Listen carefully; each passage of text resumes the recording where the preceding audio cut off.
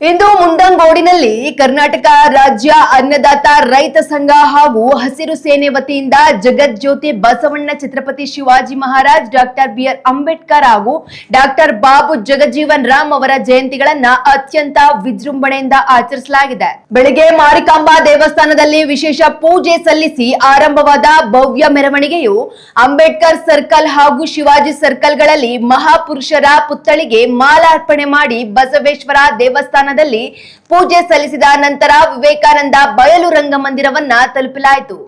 ಕರ್ನಾಟಕ ಮರಾಠ ಸಮುದಾಯ ಅಭಿವೃದ್ಧಿ ನಿಗಮದ ಅಧ್ಯಕ್ಷರಾದ ಜೆ.ಎಚ್. ಮರೆಯೋಜೆ ರಾವ್ ಅವರ ಅಧ್ಯಕ್ಷತೆಯಲ್ಲಿ ನಡೆದ ಈ ಸಭಾ ಕಾರ್ಯಕ್ರಮಕ್ಕೆ ರಾಜ್ಯಾಧ್ಯಕ್ಷ ಚಿದಾನಂದ ಹರಿಜನ್, ಜಿಲ್ಲಾಧ್ಯಕ್ಷ ಸೋಮಲಿಂಗ್ ಬೆನ್ನಿ ಹಾಗೂ ಬಿಜೆಪಿ ಮುಖಂಡರಾದ ಎಲ್.ಟಿ. ಪಾಟೀಲ್, ಪಿ.ಜಿ. ಪಾಟೀಲ್ ಸೇರಿದಂತೆ ಹಲವು ಗಣ್ಯರು ಜ್ಯೋತಿ ಬೆಳಗುವ ಮೂಲಕ ಚಾಲನೆ ನೀಡಿದ್ದಾರೆ. ರೈತ ಸಂಘದ ಪದಾಧಿಕಾರಿಗಳು ಹಾಗೂ ನೂರಾರು ರೈತರು ಪಾಲ್ಗೊಂಡಿದ್ದ ಈ ಸಮಾರಂಭದಲ್ಲಿ ಗಣ್ಯರನ್ನ ಗೌರವಿಸುವುದರ ಜೊತೆಗೆ ಮುಂಡಂಗೋಡು ಪಟ್ಟಣದ 35 ಸಮುದಾಯಗಳ ಮುಖಂಡರನ್ನ ಸನ್ಮಾನಿಸಿ ಭಾವೈಕ್ಯತೆ ಮೆರೆಯಲಾಗಿದೆ.